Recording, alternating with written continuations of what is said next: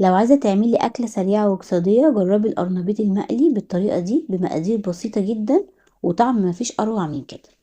معانا جبت قرنبيطة، عايزة اقولك على حاجة، القرنبيطة دي كانت يعني في التلاجة جايباها حوالي من اسبوع، بلفها في فوطة مطبخ نظيفة وبشيلها في التلاجة، ما بيجرالهاش اي حاجة خالص. جبنا القرنبيطة وبغسلها قبل ما بقطعها كمان واسيبها تتصفى كويس. تمام كده. بنقطع القرنبيط لزهرات متوسطة، يعني بتاخدي الزهرة كده وتقطعيها بجزء كمان من الساق، مش بتاخدي الزهر بس لوحده، الساق ده بيبقى ليه طعم جميل جدا، بس بتقشريه وبتكوني محضره حله فيها ميه مغليه، وبتضيفي فيها رشه ملح ورشه كمون ومعلقه ونص معلقه سكر صغيره.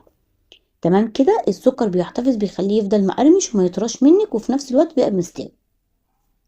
بتسيبيه يستوي على يغلي على النار لمده 5 دقايق. يستوي لمده 5 دقايق. تمام كده. عشان بيطرى معانا، وبرده في نفس الوقت تخلي بالك اللي هو ما يتهريش قوي بزياده. بس كده. بعد ما غلينا القرنبيط وسيبناه يستوي معانا كويس، تمام زي ما انت شايفه كده، بحط كل كميه القرنبيط مع بعضه، اسيبه بالظبط 5 دقايق بعد الغليان عشان يبقى مستوي معانا. عشان هتشوفي هنعمل فيه ايه دلوقتي، تكه جميله جدا هتعجبك. تمام. وبكون محضره مصفى، لما تيجي تطلعيه طلعيه على مصفى. بنصفي القرنبيط في مصفى وبنحطه بعد كده في بوله. في خطوه برضو لازم تعمليها، بتجيبي نص كوبايه دقيق بعد ما بتصفيه من الميه بتاعته بس وهو سخن برضو، بتروحي جايبه نص كوبايه دقيق ضيفاها عليه، ورشه كمون ورشه ملح صغيرين جدا. تمام. وتروحي مبدراه كويس جدا. الخطوه دي مهمه جدا، دي اللي بتخلي الخلطه ما تنزلش منك وانت جايه تقليه في الزيت، يفضل متماسك وتفضل الخلطة ماسكة في القرنبيط. تمام. خطوة مهمة جدا جدا كمان. كده احنا بدرنا القرنبيط معانا. تمام. هتعملي خطوة بقى، انا بحب اعمله قرص، وممكن لو عايزة تخليه الزهرة برضو محتفظة يعني زهرة زي ما هي. انا هعمل ده وهعمل ده عشان اوريكي. تمام كده. هتقطعيه مثلا بهرسة، تهرسيه بالهرسة بتاعت البطاطس، بسكينة تقطعيه صغير بالشوكة او تهرسيه. بس في نفس الوقت احنا مش عايزين نضربه في الكبة عشان خاطر ما عايزين نحتفظ برضو بطعمه. تمام. معايا هنا الخلطة بقى هنعمل 4 بيضات. ما نزلنا عليهم بكوباية لبن كبيرة، ونزلنا عليهم ببشر طماطمايه، ومعلقة توم مفرومة، وحزمة بقدونس مفرومة صغير. بالنسبة بقى للتوابل هنحط معلقة ملح، معلقة فلفل اسود، ومعلقه كمون، معلقه بصل بودر، ومعلقه توم بودر، ونص معلقه صغيره بيكنج باودر. تمام كده. وهتحطي كمان عليهم نص معلقه بابريكا، لسه انا هحطها معاكي دلوقتي كمان، بتدي اضافه ولون حلو جدا. بعد ما هتقلبي المكونات مع بعض هتنزلي بيهم بكوبايه دقيق، وعليهم معلقتين نشا كبار. النشا بتخليه يفضل كريسبي وبيبقى طعمه حلو. تمام. هتقلبي كل المكونات مع بعض. لو حسيتي الخلطه تقيله معاكي قوي، هتزودي شويه ميه شويه لبن صغيرين، وتحاولي تخلي الخلطه يعني اخف من سمك الكيكه بحاجه بسيطه. ما تخليهاش سايله قوي عشان خاطر مش هتمسك معاكي. ما تخليهاش تقيله قوي قوي بزياده عشان ما يبقاش طالع معاكي معجن القرنبيط. تمام كده. كده ده القرنبيط المهروس انا خلاص كله بصي هرساه، بس في نفس الوقت مش يعني مش مضيعه معالمه كلها خالص في الكبه يعني، لا، بسيب برضو فيه جزيئات صغيره تيجي تقطمي بتحسي بطعم القرنبيط برضو، بس بيسهل عليكي في القلي. الاولاد كمان بيحبوه كده اسهل.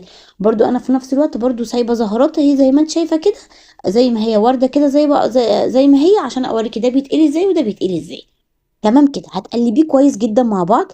عايزه اقول لك على حاجه، كل ما سبتيه في التتبيله كل ما طعمه كان احلى.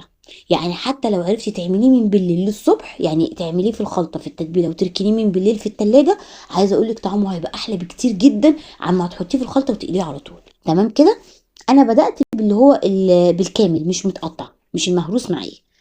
طبعا بتجيبي حله، يعني حاولي على قد ما تقدري عشان ما تهدريش زيت كتير، خلي الحله تبقى ضيقه شويه عشان الزيت يبقى باين فيها وعالي شويه فيها، تعرفي تقليه. طبعا اللي هو بيبقى كامل مش متقطع صغير، على قد ما تقدري لازم تقلبيه على جميع الاتجاهات، تحمريه الناحيه دي وتقليه الناحيه دي زي ما انت شايفه كده، كله ياخد لون واحد.